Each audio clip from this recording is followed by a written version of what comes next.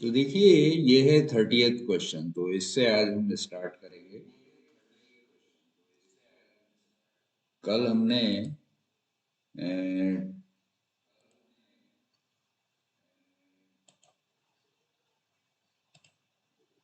29 तक हमने कर दिए थे कल। ठीक है, तो आज उसके आगे से शुरू कर रहे हैं। ये 30th क्वेश्चन है। तो यहाँ पे इन्होंने दे रखा है 6 सेंटीमीटर त्रिज्या के वृत्त का एक चाप केंद्र पर 30 डिग्री का कोण अंतरित करता है। तो संगत चाप की माप क्या होगी? तो ये चार ऑप्शन दिए हुए हैं, इसमें से छांटना है। तो बेसिकली क्या है, देखिए ये डायग्राम मैंने यहाँ बनाया है। तो इसमें ये 6 सेंटीमीटर की त्रिज्या दी है, और ये केंद्र पर जो चाप का कोण बन रहा है ये 30 डिग्री है। तो इस चाप की हमें लंबाई बतानी है कि कितनी होगी। तो देखिए, पूरी परिधि क्या होती है, 2 पाई आर। ठीक है, और अगर इसी एंगल से कितने का चाप बन रहा है वो लेंथ अगर हमें निकालनी है, यानी इसकी माप हमें निकालनी है, तो क्या करते हैं, जितना ये एंगल है इसका, इसको 360 से भाग दे देते हैं। 360 क्यों? कि ये पूरा एक चक्कर जो है इसमें 360 डिग्री होते हैं। ठीक है, तो 360 डिग्री का मतलब ये हुआ कि ये पूरा एक चक्कर कंप्लीट कर लिया। तो इसलिए यहाँ 30 × 360 हो जाएगा। अब 30 से 360 को भाग देंगे तो 1/12 आ जाएगा। तो इस तरह से ये 1/12 आया, और ये 2 पाई आर था। आर की जगह 6 रख देंगे, जो कि इसमें त्रिज्या दी हुई थी। तो अब इस 6 से 12 को विभाजित करेंगे तो 2 आएगा। इस 2 से इस 2 को कैंसिल कर देंगे तो खाली पाई बच जाएगा हमारे पास। तो यही इसकी माप होगी, यानी पाई सेंटीमीटर जो है इसका आंसर होगा। ठीक है, वालेकुम अस्सलाम। तो क्लियर हो गया ये? तो इस तरह से ये 30 डिग्री वाले चाप की लंबाई हमने ये निकाल ली, तो ये पाई आएगी। तो डी जो है इसका सही आंसर है। ठीक है, चलें आगे।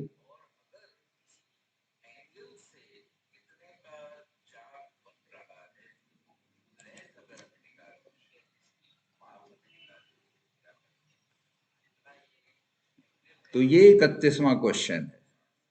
यहाँ पे इन्होंने दे रखा है कि यदि आंकड़ों 2, 3, 4, 5, 5, 5, 6, 7, 7, 7 और x तथा 2 का बहुलक 7 है, तो x का मान होगा। अब देखिए, 2 एक यहाँ पे आया है और एक ही आया है, दो जगह आया। 3 सिर्फ एक ही जगह आया। 4 सिर्फ एक ही जगह आया। 5 3 जगह आया है, 1, 2, 3। 6 एक जगह आया है। 7 भी 3 जगह आया है।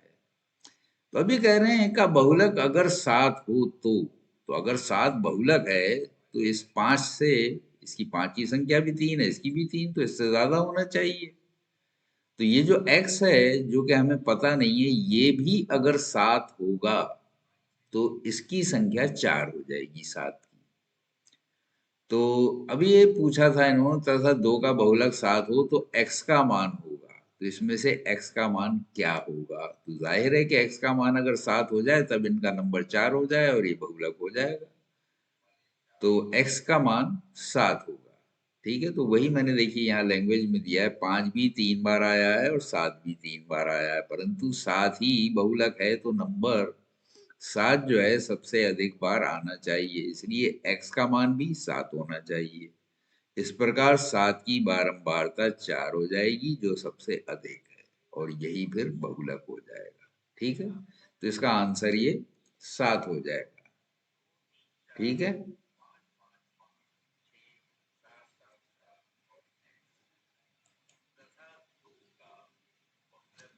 ये देखिए 32वां क्वेश्चन है।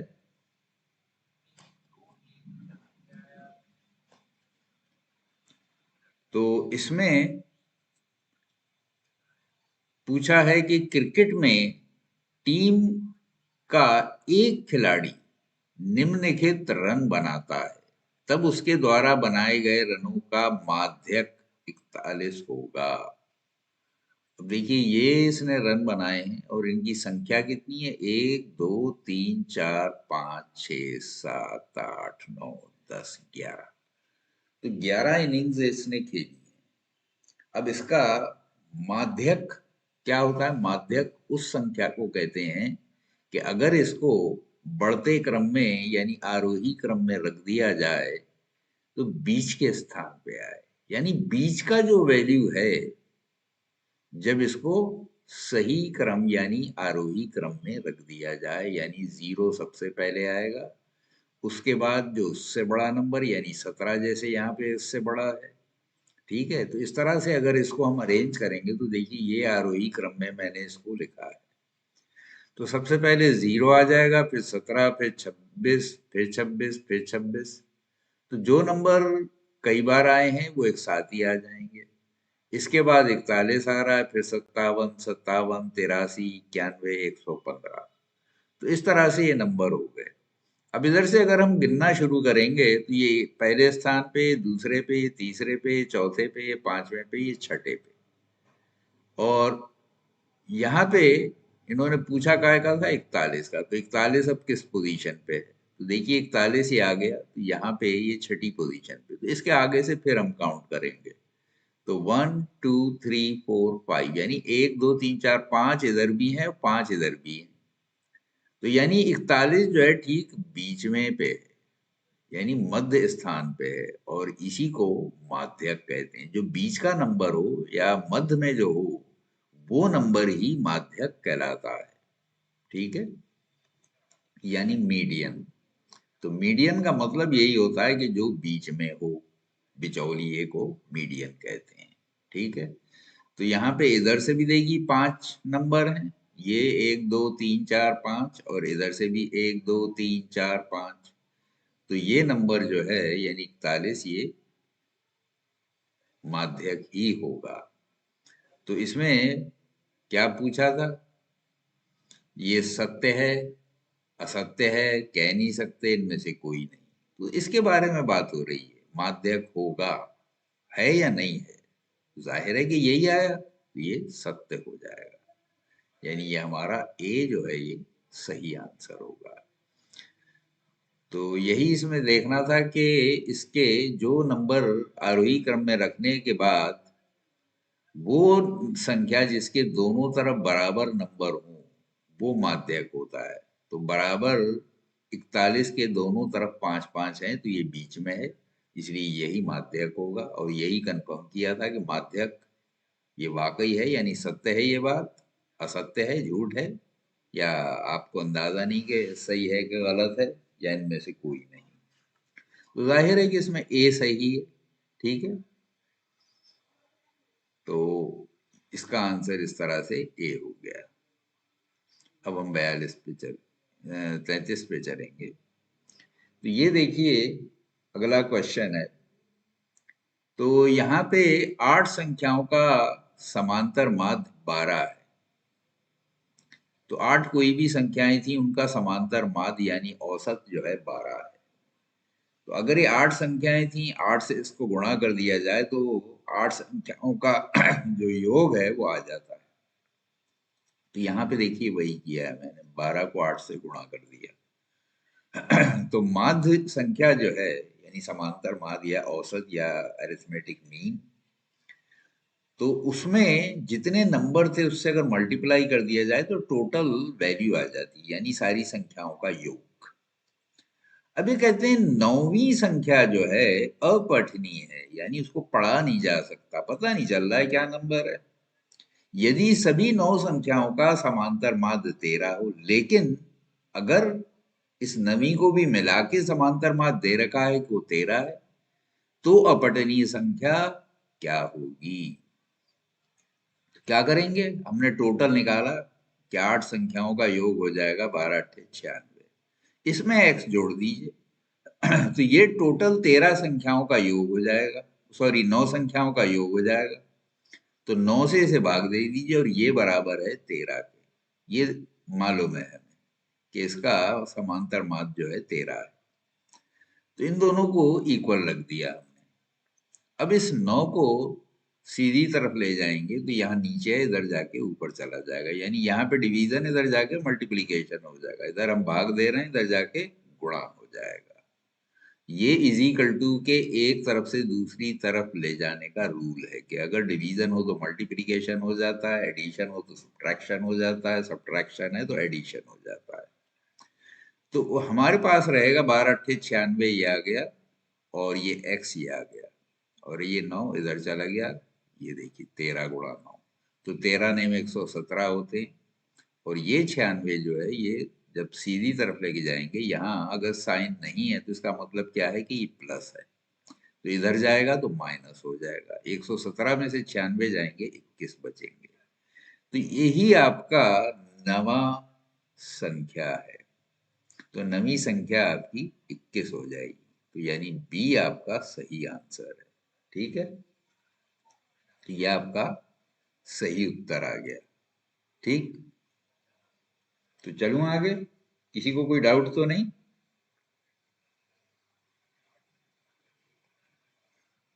ओके, तो ये बड़ा छोटा सा क्वेश्चन है, देखिए एक ही लाइन में उन्होंने पूछ लिया। तो इसमें कहते हैं पांसे को एक बार उछालने पर सम संख्या आने की प्रायिकता क्या है, यानी प्रोबेबिलिटी क्या है। किसी चीज की प्रोबेबिलिटी क्या होती है? उस घटना के होने की संभावना। अब घटना की संभावना क्या होती है? वो आ सकता है उसके चांसेस कितने, और नहीं आ सकता है उसके चांसेस कितने, इनका अगर रेशियो निकाल ली जाए तो वो उसकी प्रायिकता होती है। जैसे हेड टेल आप करते हैं, तो हेड टेल में क्या होता है, दो साइड होती हैं, एक हेड होता है, एक टेल होता है। तो अगर मान लीजिए आप हेड या टेल बोलते हैं, तो आप जीतेंगे या हारेंगे उसकी संभावना क्या रहती है?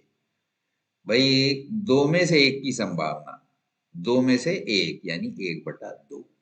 और अगर पांसा लिया तो उसमें 6 साइड होती हैं, तो 6 साइड में किसी भी नंबर, मान लीजिए आपने 2 नंबर बोला, तो 2 नंबर आने की संभावना क्या होगी? तो 6 में से एक है तो 1/6 हो जाएगी। ठीक है, यानी 6 नंबर हैं, उसमें से एक दो है, तो दो यानी जो फेवरेबल है, यानी जो उसका अपना नंबर है वही तो फेवरेबल होगा। क्या आप अगर जीतना चाहते हैं तो आपका फेवरेबल क्या है? अगर मान लीजिए आपने दो कह दिया तो दो हो गया, और दो कितने हैं? 6 में से एक है, तो इसकी संभावना हो गई एक, और इसकी प्रोबेबिलिटी क्या हुई? 1/6, क्योंकि 6 में से एक चांस ये है कि आप जीत जाएंगे। तो अभी ये कहते हैं कि पासे को एक बार उछालने पर सम संख्या आने की। अब कुल संख्याएं क्या होती हैं? 1 2 3 4 5 6, ये नंबर अंकित होते हैं पासे पे, जिसमें से 1 3 5 जो है, ये 1 3 और 5 ये विषम संख्याएं हैं। और अब जो बची यानी 2 4 और 6 ये सम संख्याएं होती हैं, यानी 3 विषम और 3 सम। तो 6 में से 3 संख्याएं सम है, तो सम संख्याओं की प्रायिकता कितनी हो जाएगी? अब इनके सम संख्या आने के चांस 3 हो गए और टोटल 6 है, तो प्रोबेबिलिटी क्या हो गई? 3/6। इसको रिड्यूस करेंगे तो 3 दूनी 6, 1/2 आ जाएगा। तो इसका यही आंसर होगा बी, यानी 1/2। ठीक है, क्लियर हो गया?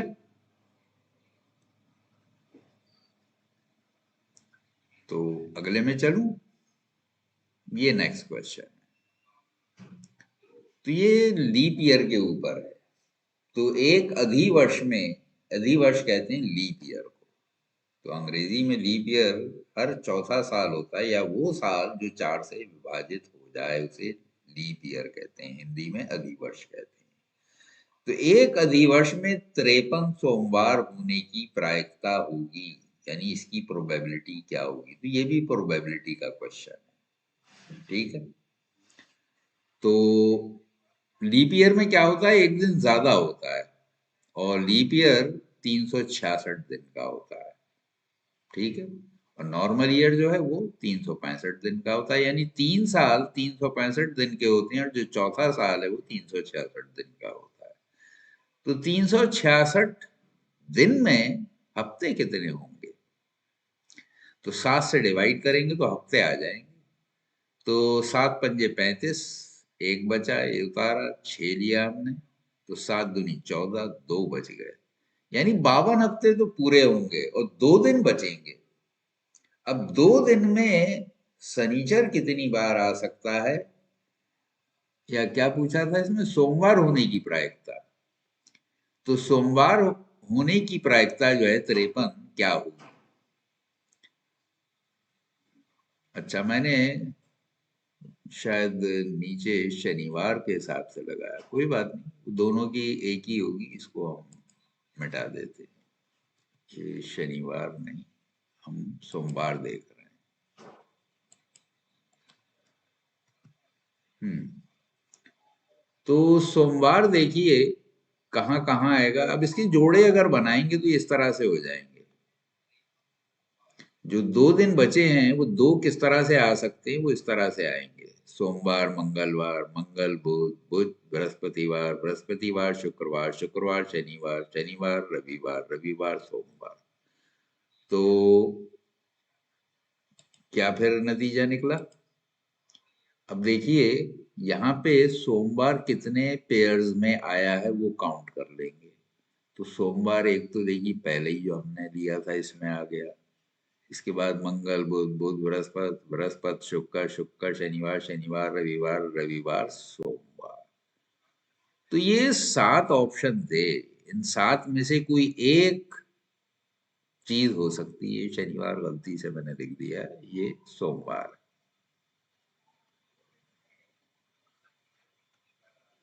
ठीक है, तो सोमवार 7 अवसरों में से 2 बार आ सकता है। तो इसकी प्रोबेबिलिटी क्या होगी? यही हो जाएगी 2/7। तो यानी इसलिए शनिवार की प्रायिकता 2/7 हो जाएगी। ठीक है, तो 53 सोमवार होने की प्रायिकता भी यही हो जाएगी, यानी 2/7। ठीक है, तो ये आपका आंसर हो जाएगा। तो 2/7 जो है सोमवार होने की, 53 सोमवार होने की प्रायिकता है, प्रोबेबिलिटी है। ठीक है, तो क्लियर हो गया, इसमें कोई डाउट तो नहीं?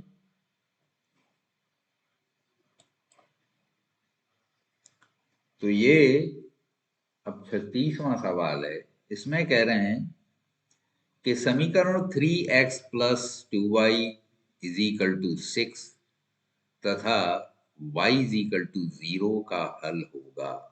तो हल की बात अगर करते हैं तो देखिए कल भी मैंने आपको बताया था कि अगर दो रेखाएं इस तरह से हों कि एक दूसरे को काटती हूं, तो ये बिंदु जो कॉमन हो दोनों में उसे हम हल कहते हैं।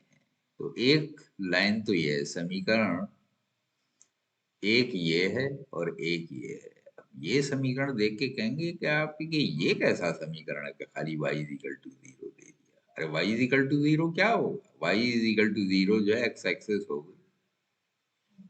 ठीक है, अब सवाल यह है कि ये इसमें कैसे होगा?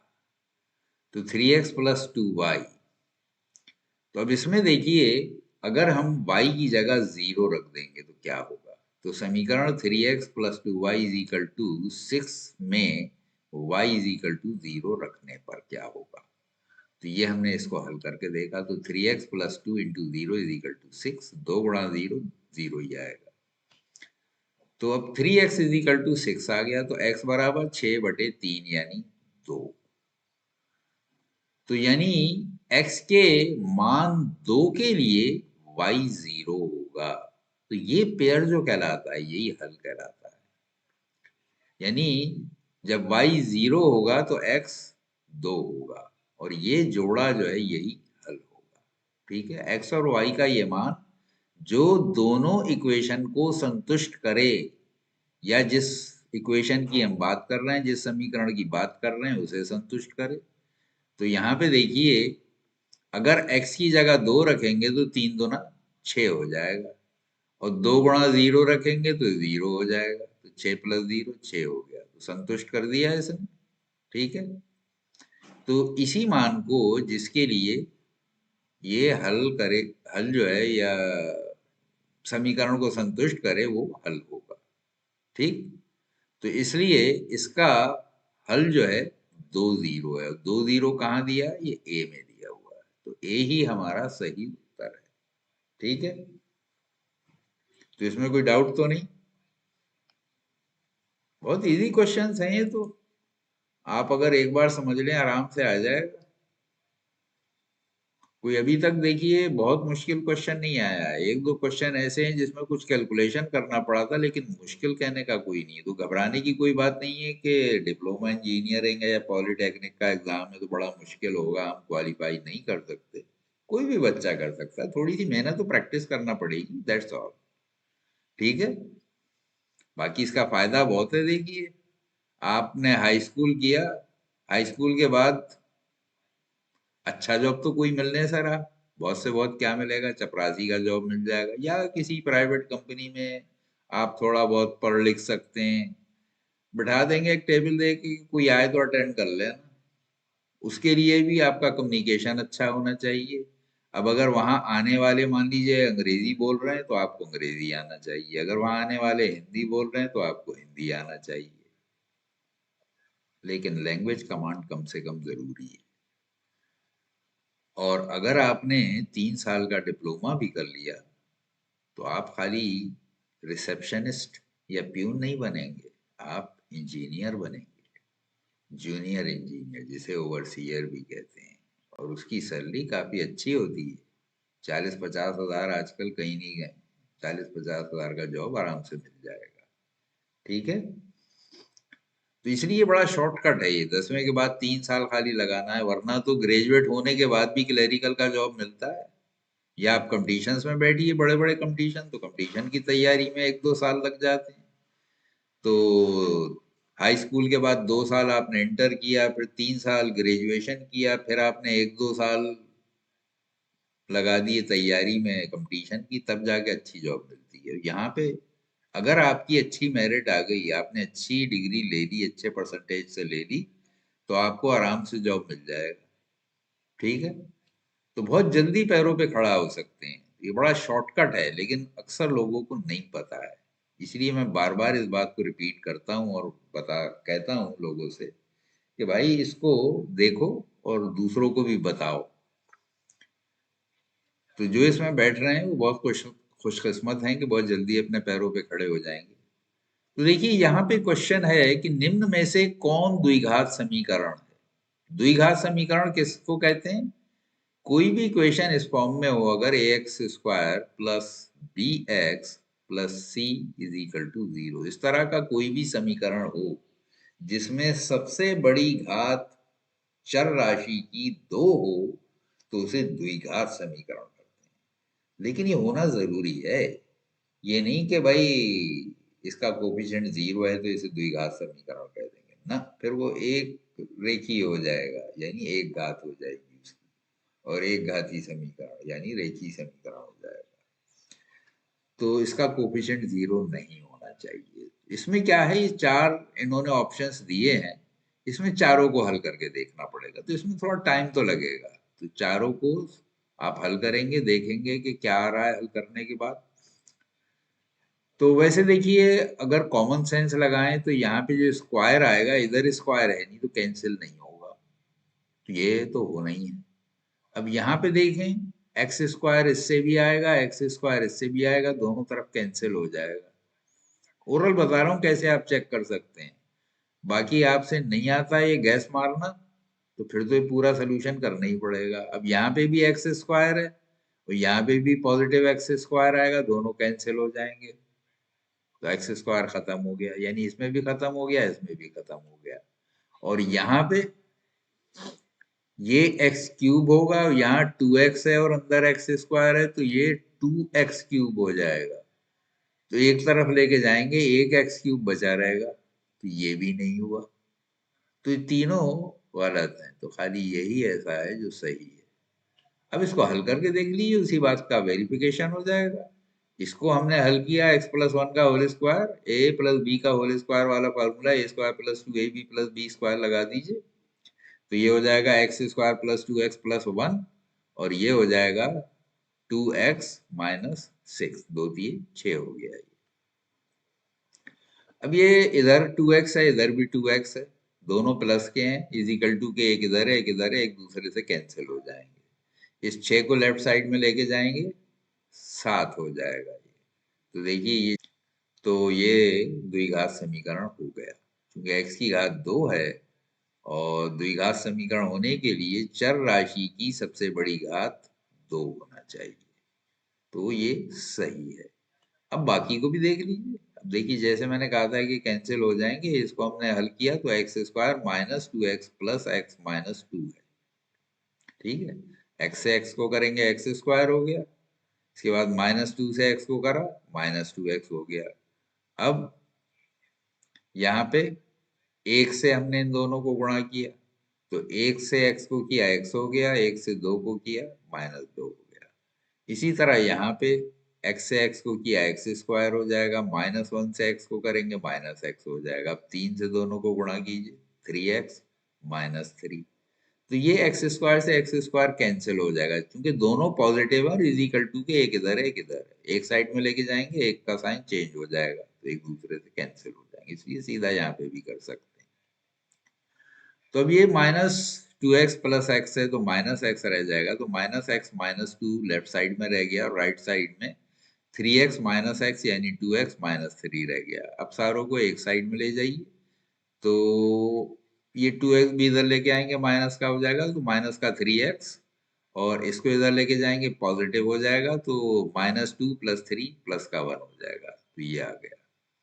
तो जाहिर है इसमें तो एक्स स्क्वायर वाला टर्म नहीं है, तो ये नहीं होगा।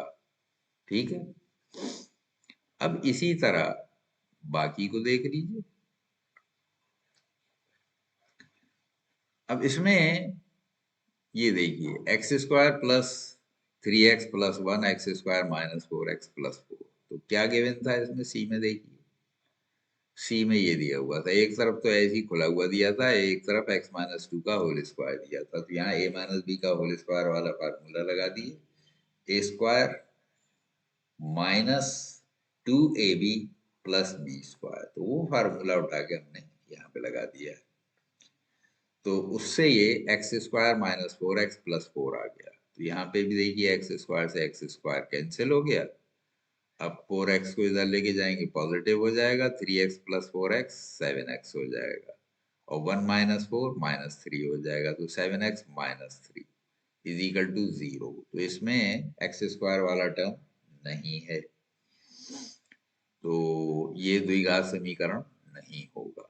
D x cube plus two cube, तो यहाँ पे देखिए ये x square plus three x plus one था, हाँ डी हम देख रहे हैं, तो x plus two whole cube, तो इसका फार्मूला होता है a cube plus b cube plus three a square b plus three a b square, तो वो फार्मूला उठा के यहाँ पे लगा दिया। ये देखिए a cube plus b cube, b इसमें टू है, plus three a square b plus three a b square, ये फार्मूला लगा दिया। और दूसरी तरफ यहाँ तो आसान था, टू एक्स को खाली एक्स स्क्वायर माइनस वन में मल्टीप्लाई करना था, टू एक्स को एक्स स्क्वायर में करेंगे टू एक्स क्यूब हो जाएगा, और टू एक्स को वन में करेंगे माइनस टू एक्स हो जाएगा। ठीक है, तो इस तरह से ये टू एक्स क्यूब हो गया माइनस टू एक्स हो गया, एक्स क्यूब इधर है, इधर टू एक्स क्यूब है, इसको इधर लेके आएंगे तो माइनस का हो जाएगा, तो माइनस का एक एक्स क्यूब बच जाएगा, और यहाँ पे three two the six, six x square, इधर एक्स स्क्वायर नहीं है तो सिक्स एक्स स्क्वायर ही रह जाएगा। इधर ये टू का स्क्वायर यानी चार, चार थी ये बारह, बारह एक्स हो गया, और ये इधर आके ये भी प्लस हो जाएगा टू एक्स, तो बारह और दो चौदह हो जाएंगे, चौदह एक्स, और यहाँ आठ था, आठ ही रहेगा, इधर कोई न्यूमेरिकल फिगर नहीं है। तो ये आ गया आपका। अब इसमें एक्स क्यूब मौजूद है, तो ये त्रिघात समीकरण, ठीक है, यानी क्यूबिक इक्वेशन है ये क्वाड्रेटिक नहीं है। तो यानी ये तीनों गलत है, खाली जो पहला था वो सही है, यानी x प्लस वन का whole square is equal to 2 × x−3, यही सही आंसर होगा। तो इसको आप टिक कर देंगे, जैसे टिक मैंने किया हुआ है, तो ये आपका सही उत्तर हो जाएगा, ठीक है।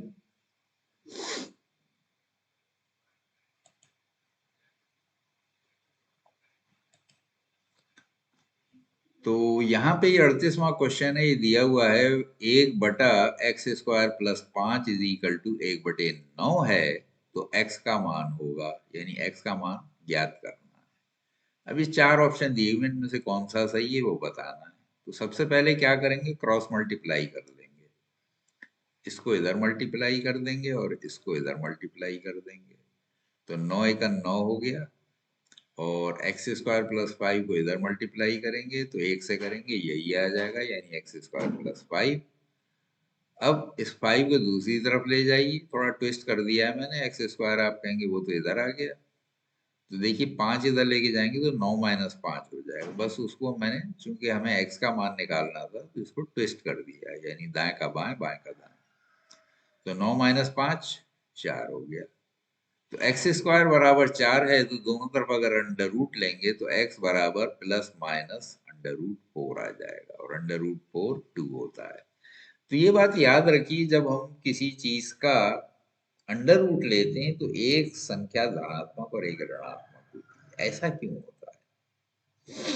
उसकी वजह यह है कि अगर a² - b² is equal to 0 दिया हुआ है, तो इसके फैक्टर क्या होंगे, इसके फैक्टर हो जाते हैं a + b into a - b, ठीक है। तो या तो ये ट्रू होगा या ये ट्रू होगा, तो या तो a + b बराबर 0 होगा, या a - b बराबर 0, इससे a का मान आ जाएगा -b, और इससे क्या आ जाएगा, इससे a का मान +b आ जाएगा। तो इसलिए हमेशा दोनों वैल्यू लेके चलते हैं कि प्लस माइनस b, ठीक है। तो ये इसका लॉजिक, कि प्लस माइनस ही यहाँ पे क्यों लिखा है, ठीक है। तो इसलिए ये प्लस माइनस दो वैल्यूज ली गई, तो ये जानना जरूरी है, अगर बाई चांस आपको नहीं पता था तो इसको समझ लीजिए। चलूं आगे। अभी तक जितने क्वेश्चन बताए, किसी को कोई डाउट तो नहीं है? सब ठीक है ना, सब समझ में आ रहा है? ओके, चलिए, ये 39वां क्वेश्चन है। तो यहाँ पे कह रहे हैं समीकरण 2x² - 5x + 4 is equal to 0 के मूलों की प्रकृति होगी, किस तरह के मूल हैं वो बताना है, कि वास्तविक हैं और समान हैं, काल्पनिक हैं, वास्तविक और असमान हैं, इनमें से कोई नहीं। तो देखिए, इस तरह के इक्वेशन में जहाँ पे ये दिया हो, जनरल इक्वेशन जैसे है ax² + bx + c is equal to 0, इस फॉर्म में अगर दिया है तो ये डिसाइड कैसे करते हैं, डिस्क्रिमिनेंट कहलाता है, ठीक है। उसको हम d से डिनोट करते हैं, और इसकी वैल्यू होती है b² - 4ac। तो अगर ये पॉजिटिव होगा तब इसके जो मूल हैं वो वास्तविक होंगे, और अगर ये नेगेटिव हो गया तो वास्तविक नहीं होंगे, काल्पनिक होंगे, ठीक है। बाकी ये अगर 0 हो जाएगा तो इसके दोनों मूल समान होंगे, और अगर 0 नहीं है, इसकी कुछ वैल्यू आती है, तो दो मूल होंगे, एक पॉजिटिव होगा, एक नेगेटिव होगा, ठीक है। तो इसलिए ये तो रही रूल्स की बात। अब हम चलते हैं, तो ये d is equal to b² - 4ac यहाँ पे मैंने लगा दिया, और इसमें b क्या है, -5, ये -b, 5 जो है ये b है, a यहाँ पे 2 है, और C 4 है। तो B² माइनस 4AC की जगह हमने -5 को B की जगह रख दिया, तो -5 का होल स्क्वायर यानी प्लस का 25 हो जाएगा जब इसको वर्क करेंगे। A की जगह 2 रखा था, C की जगह 4 रखा था, तो 4 दूनी 8, 8 चौक 32, तो 25 माइनस 32, तो 32 में से 25 गए 7 और वो भी माइनस के, यानी D की वैल्यू निगेटिव आ गई। तो D की वैल्यू मैंने अभी बताया था, अगर नेगेटिव आ जाए तो मूल जो है वास्तविक नहीं होते हैं, काल्पनिक होते हैं। ठीक है, तो इसीलिए मूल काल्पनिक होंगे, वास्तविक नहीं होंगे।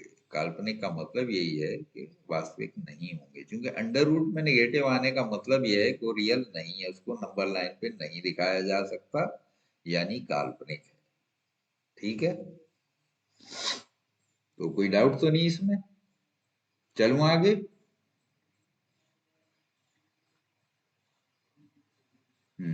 ये बहुत इजी क्वेश्चन है, बस इसमें आपको प्लस माइनस का ध्यान देना है। तो उसके लिए देखिए, मैंने ये आपको क्वाड्रेंट्स में क्या पोजीशन रहती है, पहले एक्स देशांतर लेके जाते हैं और फिर वाई के, तो एक्स भी पॉजिटिव होगा और वाई भी पॉजिटिव होगा पहले क्वाड्रेंट में, ये फर्स्ट क्वाड्रेंट कहलाता है। ठीक है, तो इसमें दोनों पॉजिटिव होंगे। और सेकंड में, ये सेकंड है, सेकंड में एक्स देखिए, इसके लेफ्ट साइड में एक्स नेगेटिव होगा, ये नेगेटिव होगा। वाई ऊपर पॉजिटिव होगा, नीचे नेगेटिव होगा, यानी वाई डैश जो है ये हमारा यहाँ से 0 से नीचे ही नेगेटिव है, और एक्स 0 से लेफ्ट साइड में नेगेटिव है। ठीक है, तो यहाँ पे ये पी की ये पोजीशन दिखाइए, अभी एक्स एक्सिस के नीचे है, तो यानी इसकी y की जो वैल्यू है वो नेगेटिव होगी, तो y ये यहाँ से नापा जाएगा, ये 0 है, इस पूरी x एक्सिस पे y 0 होता है, 0 के नीचे नेगेटिव होता है, ऊपर पॉजिटिव होता है। x y एक्सिस के दाईं तरफ पॉजिटिव होता है, बाईं तरफ नेगेटिव होता है।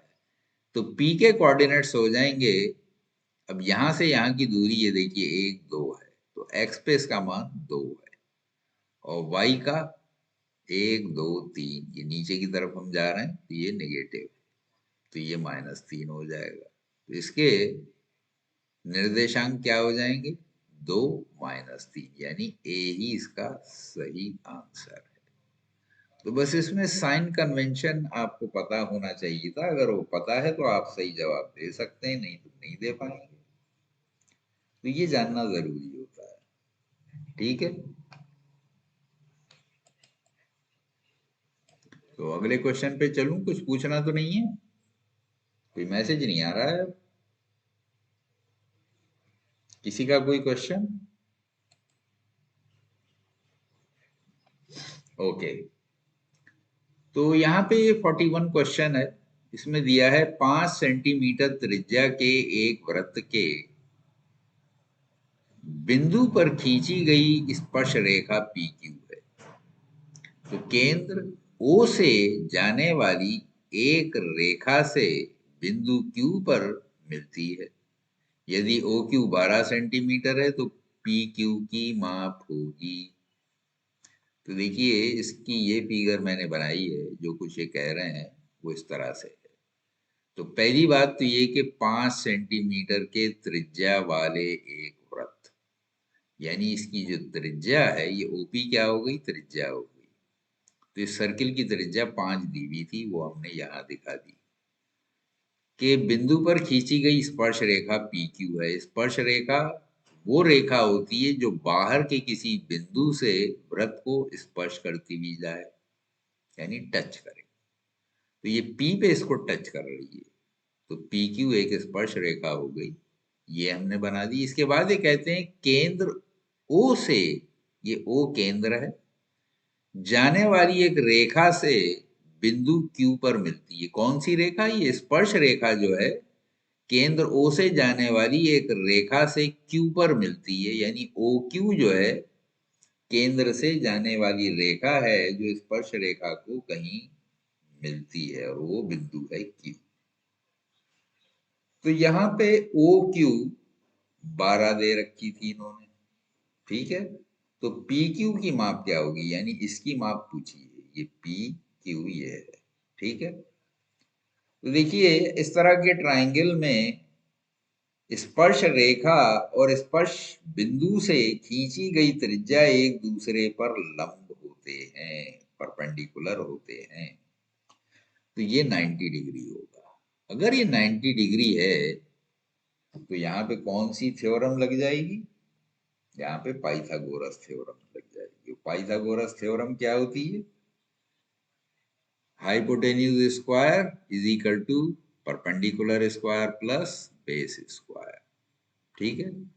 तो ये फार्मूला होता है जो यहाँ पे हम अप्लाई करेंगे। Hypotenuse square is equal to perpendicular square plus base square, या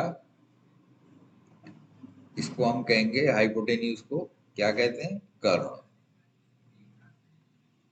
तो कर्ण का वर्ग बराबर लंब पर बना वर्ग प्लस आधार पर बना वर्ग। तो यहाँ पे कर्ण क्या हो जाएगा, कर्ण जो है यहाँ पे ओ क्यू है, और अगर इसको आधार मान लें पी क्यू को, तो ओपी लंब है। तो ये दोनों यानी ओपी और पी क्यू जो है लंब और आधार बना रही है। तो इसीलिए P Q square plus OP square is equal to मैंने ओ क्यू स्क्वायर रख दिया। ठीक है। तो पी क्यू स्क्वायर हमें नहीं मालूम है, ओपी हमें मालूम था, त्रिज्या मालूम है, तो वो 5 यहाँ पे रख दी। ओ क्यू मालूम था, उसकी जगह 12 रख दिया। तो पी क्यू स्क्वायर को इधर ही लिखा रहने दिया। इस 5 स्क्वायर को हम राइट हैंड साइड ले गए। 5 का स्क्वायर 25 होता है, वो यहाँ आ गया। 12 का स्क्वायर 144 होता है, वो ये आ गया। 144 में से 25 घटाएंगे 119 आ जाएगा।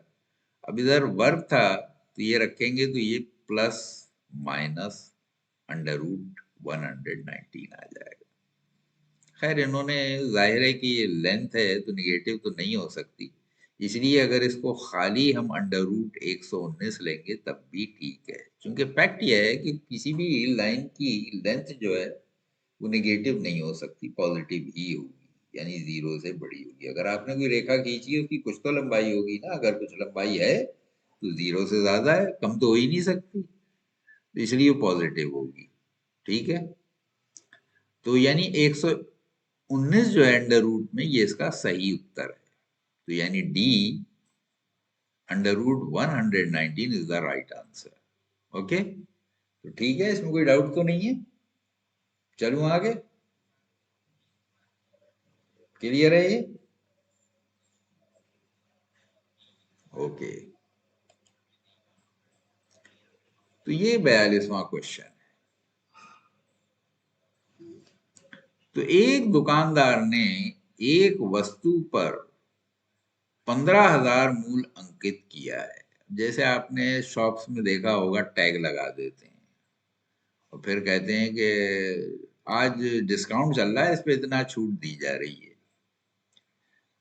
तो अब लोग तो एक डिस्काउंट देते हैं, यहाँ इन्होंने 3-3 डिस्काउंट दे रखे हैं। ये कहते हैं मूल अंकित किया और उस पर 5%, 10% और 20% की क्रमिक छूटें दी गई हैं।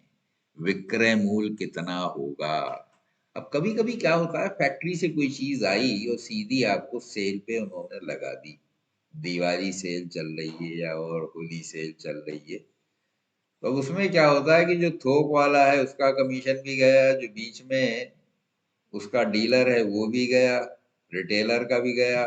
शोरूम ने सीधा कंपनी से लेके वो सेल लगा दिए, तो वो सारे जो बीच के डिस्काउंट हैं या उनका जो हिस्सा होता है वो सब चला गया, तो वो कम करके लोग बेच देते हैं। तो वहां पे एक साथ कई डिस्काउंट मिल जाते हैं, कि जो थोक वाले का था डिस्काउंट, मान लीजिए वो 5% था, वो लग गया। उसके बाद उसका डिस्ट्रीब्यूटर है 10% उसका था, वो चला गया। फिर रिटेलर जो था उसका था वो 20% था मान लीजिए, तो वो भी चला गया। तो इन सबको हम घटा देंगे। ठीक है। ये छूटे देने का मतलब क्या है कि इन सबको घटाया जाएगा और अलग अलग ब्रैकेट में लेके घटाया जाएगा, क्योंकि क्रमित हैं ये छूटे जो हैं, एक साथ दी गई हैं। लेकिन ये जोड़ी नहीं जाएंगी, ये मल्टीप्लाई होंगी इसी तरह कि ये छूट अलग दी गई, ये अलग दी गई, ये अलग दी गई। यानी कोई चीज अगर मान लीजिए 100 रुपए की है, उस पर पहले 5% डिस्काउंट दिया गया तो 95 की हो गई। अब उस 95 पे 10% दिया गया, फिर उसकी जो वैल्यू आई उस पे 20% दिया गया, तो इस तरह से डिस्काउंट दिया गया है। क्रमिक है ये, एक के बाद एक आने वाला, एक साथ नहीं है। ठीक है, तो 15,000 गुणा 1 - 5/100। तो डिस्काउंट का मतलब क्या होता है, 1 में से इसको घटा देते हैं, तो सेकंड हो जाएगा 1 - 10/100 और थर्ड हो जाएगा 1 - 20/100। अब इसमें सिंप्लीफाई कर दिया मैंने, 5 से 100 को भाग देंगे 20 आ जाएगा, 10 से 100 को भाग देंगे 10 रह जाएगा, या यूं समझ लीजिए एक जीरो से एक जीरो उड़ा दिया। 20/100, तो यहाँ पे 20 पंजे 100, तो 1/5 आ जाएगा। तो फर्स्ट केस में ये 1/20 को 1 में से सब्ट्रैक्ट कर रहे हैं, तो 20 × 20 और 20 में से एक गया 19, 19/20 आ जाएगा। यहाँ पे 1/10 है, तो 10 × 10, 10 में से एक गया 9, 9/10 आ जाएगा। यहाँ एक सही 1/5 है, तो 5 × 5, 5 में से एक गया 4, तो 4/5 आ जाएगा। अब इसको फिर हल कर लेंगे, देखिए दो जीरो थे, दो जीरो हमने उड़ा दिए। अब इसको बचा हमारे पास 150, 150 को 2 से भाग दिया तो 75 आ गया, ये 75। ठीक है, अब इस 75 को इस 5 से भाग दे दीजिए, तो 5 × 5, 5 पंजे 25, तो ये 15 आ गया।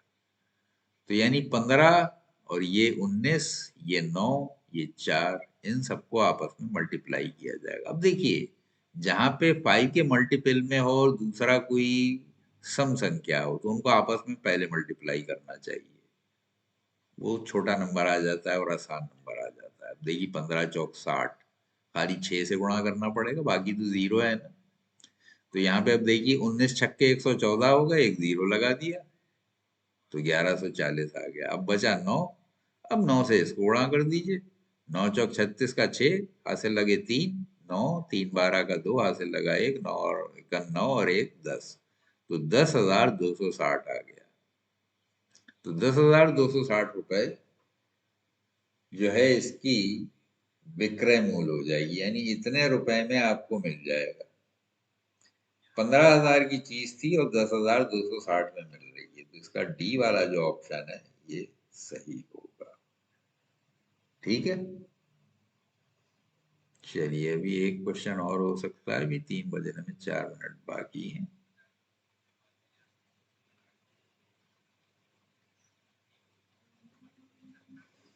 हम्म, हम्म, ठीक है, तो ये 43वां क्वेश्चन है। इसमें कह रहे हैं निम्नलिखित व्यंजक का मान क्या होगा। तो इसको सिंपलीफाई करना है खाली। अब सिंपलीफाई करने के लिए सबसे पहले अंदर से चलते हैं। मान लीजिए ब्रैकेट्स हैं और ब्रैकेट होते हैं इस अरेंजमेंट में, सबसे बाहर ये बड़ा वाला ब्रैकेट होता है, इसके बाद मंझला वाला ब्रैकेट होता है, इसके बाद छोटा वाला ब्रैकेट होता है, और इसके अंदर हो सकता है एक ये रेखी ब्रैकेट होता है। तो ये इस ऑर्डर में सबसे पहले इसको खोलते हैं, फिर इस वाले को खोलते हैं, फिर इसको खोलते हैं, फिर इसको खोलते हैं। और बॉड मास आपने पढ़ा ही होगा, यहाँ बॉड मास अप्लाई करना है। बॉड मास का मतलब क्या होता है, ब्रैकेट। तो ये ब्रैकेट है, पहले ब्रैकेट का मैंने बता दिया। ओ का मतलब ऑफ, अगर ऑफ वर्ड आ गया है तो वो यूज करेंगे। डी से डिवीजन, एम से मल्टीप्लीकेशन, ए से एडिशन, एस से सब्ट्रैक्शन। इस ऑर्डर में इस तरह की प्रॉब्लम को सॉल्व करेंगे तभी सही होगा, वरना गलत होगा। तो सबसे पहले ये अंदर के जो ब्रैकेट हैं ये मैंने खोल दिए, इसमें तो है नहीं, ये दो ब्रैकेट है, तो यहाँ माइनस बाहर था, अंदर के चिन्ह बदल जाएंगे। तो देखिए 3b प्लस ए एक ब्रैकेट में था, ये 2a प्लस b था, ये 2a था, तो इसको खोलेंगे, इसके दोनों चिन्ह निगेटिव हो गए, और ये प्लस का था तो इससे ये कैंसिल हो गया। ठीक है, इस 3b में से अब ये b सब्ट्रैक्ट कर देंगे तो 2b हो जाएगा, ये a रह गया खाली, ये दोनों मिलके ये आ गया और ये बच गया, ये कैंसिल हो गया। और ये बाहर रखे हुए हैं। अब इस ब्रैकेट को खोलेंगे, इसके बाहर भी माइनस है तो अंदर के चिन्ह बदल जाएंगे, तो ये माइनस का 2b हो जाएगा, ये माइनस का a हो जाएगा। अब देखिए ये 2a है प्लस का और ये 2a माइनस के हैं, तो ये मिलके 2a बन गए माइनस के, और ये प्लस का, और ये -2b और ये +b, तो इसमें से ये घट जाएगा और एक माइनस का b रह जाएगा, ये दोनों आपस में कैंसिल हो गए, तो बचा हमारे पास खाली -b। तो ये b इसका ऑप्शन है, तो यही आंसर होगा। ठीक है, तो यहां तक क्लियर हो गया? तो इसमें कोई डाउट तो नहीं है? अब हमारे पास बाकी रह गए 7 क्वेश्चंस, तो 7 मैथ के कल ले लेंगे और कुछ फिजिक्स के ले लेंगे, तो आगे हम चल पड़ेंगे। ठीक है, तो किसी को कोई डाउट तो नहीं? अगर कोई डाउट है पूछ लीजिए, या कल भी मैं और जो 7 क्वेश्चन बताऊंगा गणित के, 50 तक गणित के हैं और 50 से आगे फिर फिजिक्स के हैं, 25 फिर केमिस्ट्री के हैं, तो कल यानी फिजिक्स का नंबर आ जाएगा। तो उसको आने से पहले अगर आपको कोई डाउट है, 1 से लेके 50 तक के जो क्वेश्चन मैंने बताए हैं, इसमें अगर किसी को कोई डाउट हो तो वो पूछ लीजिएगा। ठीक है, उसके बाद मैं फिजिक्स शुरू कर दूंगा। ठीक है, ओके, अल्लाह हाफिज। अब इसको यहीं खत्म करते हैं।